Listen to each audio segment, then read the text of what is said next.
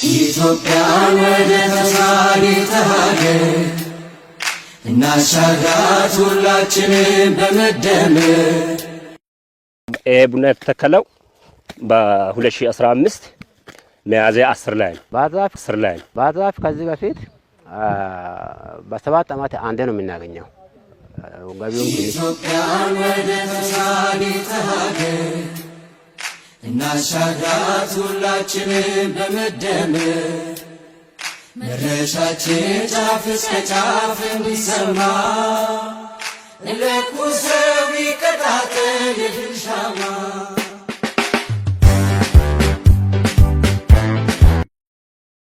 ቡና የተተከለው በ2015 ሚያዝያ 10 ላይ ነው። ባዛፍ ከዚህ በፊት በ7 ዓመት አንዴ ነው የምናገኘው። ገቢውም ትንሽ ነው። ኢትዮጵያ ወደተሳሪ ተሃገር እናሻግራት ሁላችንም በመደመር መድረሻችን ጫፍ እስከ ጫፍ እንዲሰማ ለኩሰው ይቀጣጠል የፍልሻማ ያሉ አርሶ አደሮች ተስማምተን እስከ 12 ሆነን እዚህ ያሉ አርሶ አደሮች ቡና እንትከል ብሎ ወሰኑ። ከዛ በኋላ ተከለል ቡናውን በአመት ሳይሞላ የመጀመሪያ ዙር ለቅመናል። ቡና የተተከለው በ2015 ሚያዝያ 10 ላይ ነው። ባህር ዛፍ ደግሞ ከሱ በፊት ተተክሎ በ8 ዓመት እንኳን ለሽያጭ አልደረሰም። ይሄን ያህል ማለት ነው። ይሄን ደግሞ በ2015 ሚያዝያ 10 ላይ ተክለን በ2 ዓመት ፍሬ አፍርቶ ወደ 2 ኩንታል አንስተን ለገበያ አቅርበናል። በብር ሲቀየር ወደ 200,000 ገቢ አግኝተናል። ባህር ዛፍ ራሱ ለማንሳት ስንሸጠው ወደ 20 ምናምን ሺህ ነው የተሸጠው በ8 ዓመት ማለት ነው። የመሬት መጠኑ ከ10 ሄክታር በላይ ነው። የቡና መንደሩ በጣም ብዙ ትርጉም አለው ነው እና በጣም ብዙ አርሶ አደሮችንም ሊለውጥ የቻለም ነው እና በጣም ያስተማረም ነው። የባህር ዛፍ ተክል ውጤታማነት የማይታይበትና መሬቱንም ይጎዳ እንደነበር የሚናገሩት አርሶ አደሮቹ አሁን እያገኙት ያለው ምርታማነት ግን ከራስ አልፎ ለገበያ ማቅረብ የሚያስችላቸውም ሆኗል። በጣም ከባድ ነበር። መሬቱ ራሱ ተጋልጦ ለጎርፍ እንዲሸረሽረው ተጋልጦ ብዙ አደጋ ለመሬቱ ራሱ ይደርሰው ነበር። ጫካ ሆኖ ብዙ አደጋ አለው። አሁን ደግሞ ይሄን ቡና መትከል እንደኛ ቡና ጦጣው ራሱ ቢበላው ማለት ነው። ጦጣው ራሱ ባስቸግረው አሁን ውስጡ ላይ ተራግፎ ብዙ ቡና በቅሏል። አሁን ወደ ፖት ቀይረን ለገበሬዎች ለማቅረብ ምን ስለሆነታም አለ።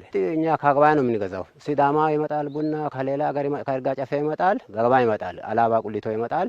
ከዛ ነው ገዝተን የምንጠቀመው።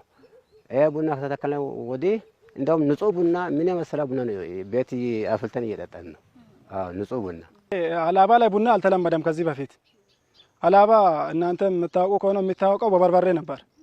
አሁን ከበርበሬ አልፎ የአላባ ቡና ተብሎ እንዲሰየም እየተሰራ ያለበት ሁኔታ ላይ ነው ያለው። በተለይም አርሶ አደሮቹ ከቡና ክላስተር በተጨማሪ ሌሎችም አትክልትና ፍራፍሬ የማልማት ስራ መስራታቸው የምግብ ዋስትናን ከማረጋገጥ አንጻር ሚናው የጎላ ነው ይላሉ። ቡና ሌላ ደግሞ እንደ አግሮፎረስትሪ አቮካዶ፣ አትክልትና ፍራፍሬ፣ ሌላ ደግሞ አቮካዶ፣ ፍራፍሬ፣ ፓፓያ የመሳሰሉትን በዚህ ቡና ውስጥ እየተጠቀመን ልጆቻችን እየተመገቡ እየተማሩ ነው።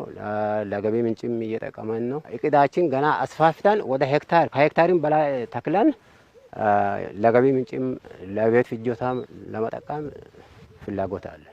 ብዙ ሀሳብ አለን። ከዚህ በፊት ላሳለፍነው አመታቶች በጣም ተቋጭተናል። ይሄን አሁን በመስራታችን ከዚህ በፊት ያለፉትም በጣም ተቋጭተን ከዚህ በኋላ ደግሞ ለምንሰራው እርስ በራሳችን የተጋጋፍን ገበሬዎች መንግስት ከዞንም ሆነ ወረዳ ክልልም የጄኔሬተር ድጋፍ እየሰጣልን በዚህ ሁኔታ እየሰራን ያለው ሁኔታ አለ። ፍራፍሬው አለ፣ አቮካዶ አለ፣ ፓፓያው አለ፣ ሙዙ አለ። ሁሉም ተያይዞ ሲሄድ የምግብና ስነ ምግብ ዋስትናን ማረጋገጥ እንችላለን። በ2015 ዓ.ም የተጀመረው የቡና ክላስተር ወደ ተለያዩ ወረዳዎች እየተስፋፋ ይገኛል። የቡና ልማቱ በክላስተር መደራጀቱ ደግሞ ምርትና ምርታማነትን ለማሳደግ የሚደረገውን ጥረት እያገዘውም ይገኛል። እዚህ አካባቢ ያሉ አርሶ አደሮች ተስማምተን እስከ 12 ሆነን እዚህ ያሉ አርሶ አደሮች ቡና እንትከል ብሎ ወሰኑ። ከዛ በኋላ ተከለል ቡናውን በአመት ሳይሞላ የመጀመሪያ ዙር ለቅመናል። ይሄ ቡና የተተከለው በ2015 ሚያዝያ 10 ላይ ነው። ባህር ዛፍ ደግሞ ከሱ በፊት ተተክሎ በ8 አመት እንኳን ለሽያጭ አልደረሰም። ይሄን ያህል ማለት ነው። ይሄን ደግሞ በ2015 ሚያዝያ 10 ላይ ተክለን በ2 አመት ፍሬ አፍርቶ ወደ 2 ኩንታል አንስተን ለገበያ አቅርበናል። በብር ሲቀየር ወደ 200,000 ገቢ አግኝተናል። ባህር ዛፍ ግን ባህር ዛፍ ራሱ ለማንሳት ስንሸጠው ወደ 20 ምናምን ሺህ ነው የተሸጠው በ8 አመት ማለት ነው። የመሬት መጠኑ ከ10 ሄክታር በላይ ነው።